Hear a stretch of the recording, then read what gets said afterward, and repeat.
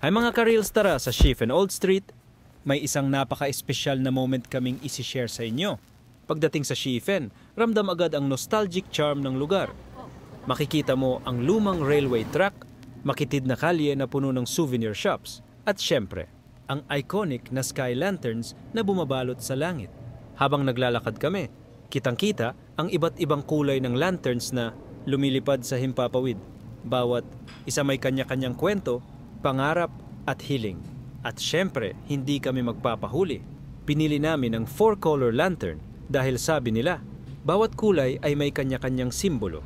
Red, love and relationships. Yellow, wealth and prosperity. Blue, career and success. Green, good health and peace. Isa-isa naming sinulatan ang bawat gilid nito. Bilang isang couple, bawat salita ay punong-puno ng pangarap at pag-asa.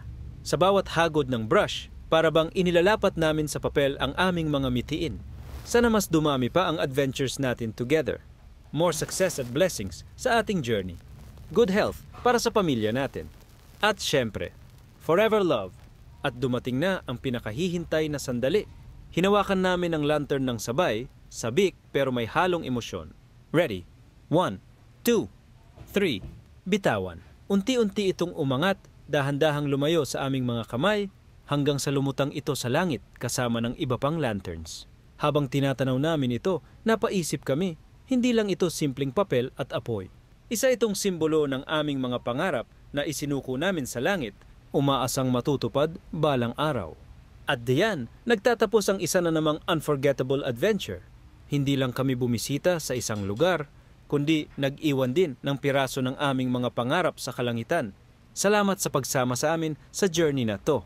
Don't forget to like, comment, and share para sa mas marami pang kwento ng paglalakbay. Hanggang sa susunod, mga ka-reels.